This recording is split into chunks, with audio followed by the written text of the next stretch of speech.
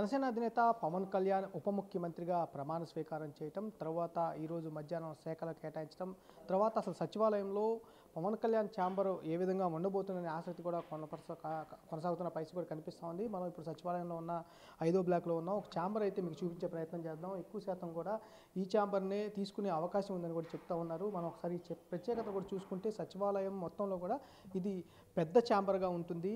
ఇది నారా లోకేష్ ప్రత్యేకంగా డిజైన్ చేయించుకున్న ఛాంబర్. ఇది 2017 నుంచి ఆయన మంత్రిగా పనిచేసిన అన్నాళ్ళు కూడా ఈ ఛాంబర్లోనే ఆయన పనిచేసిన పరిస్థితి ఉంది.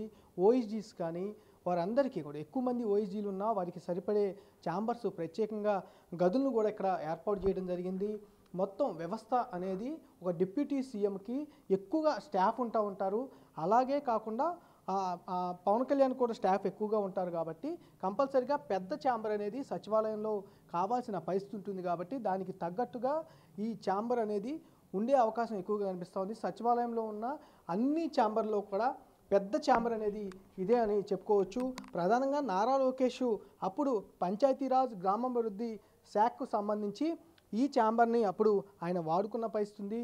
ఎక్కువ మందిని ఆయన రిక్రూట్ చేసుకున్న పరిస్థితి. ఆయనకు సంబంధించి ఆయన కోసం అప్పుడు గతంలో ఆయన ప్రత్యేకంగా డిజైన్ చేయించుకున్న ఛాంబర్ ఇది. ఆయన శాఖ పరంగా అట్లానే కాకుండా ఆయనకున్న స్టాఫ్ పరంగా పెద్ద ఛాంబర్ కావాలి కాబట్టి ఈ ఛాంబర్ని గతంలో డిజైన్ చేసుకున్నారు. వెయిటింగ్కి సంబంధించి ఎవరైనా ఆయన కలవడానికి వస్తే కనుక వెయిటింగ్కి సంబంధించి ఏర్పాటు చేసే పరిస్థితి కనిపిస్తాం. దీనికంటే ముందు ఇంకొక ఛాంబర్ ఉంది. ఆ గది అనేది కూడా ఆ గది మొత్తం కూడా వెయిటింగ్కి సంబంధించి ఉంటుంది. దీని లోపల ఇలా కనుక వెళితే గతంలో నారా లోకేష్ ఇటు నుంచి లోపలికి వెళ్ళిన పరిస్థితి. పెద్ద ఛాంబర్ అంటే రివ్యూలు చేసుకోవాలన్నా, ప్రత్యేకంగా ఎవరితో అన్నా భేటీ కావాలన్నా వారి కోసం ఏర్పాటు చేసుకోవడం కోసం ప్రత్యేకంగా ఒక కాన్ఫరెన్స్ హాల్ కూడా ఈ ఛాంబర్లో కూడా కల్పించడం జరిగింది.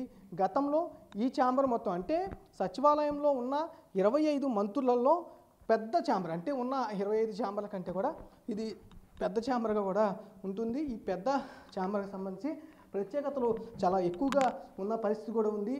ఇది మెయిన్ గది. ఇది ఈ మెయిన్ గదికి సంబంధించి కూడా చూసుకోవచ్చు. మొత్తం కూడా మెయిన్ గదికు ఇది మొత్తం ఇక్కడ ఛాంబర్లో అయితే కూర్చునే అవకాశం. ఇది కూడా దీంట్లో కూడా పెద్దగా అనేది ఛాంబర్ ఎక్కువగా ఉంటుంది. ఎక్కువ మందితో మాట్లాడే అవకాశం ఉంటుంది.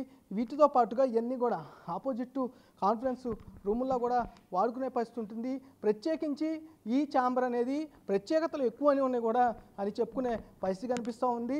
అంతేకాకుండా ఒక ఉప ముఖ్యమంత్రికి ఒక ప్రత్యేకమైన పెద్ద ఛాంబర్ కావాలి కాబట్టి అలాంటి పెద్ద ఛాంబరు సచివాలయంలో ఇది ఒకటే ఉందని కూడా చెప్పుకోవచ్చు.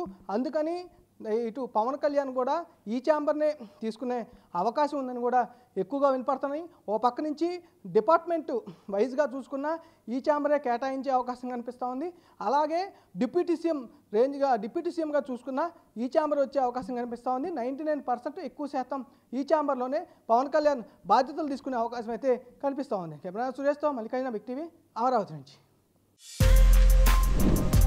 For more videos like this, subscribe Big TV channel.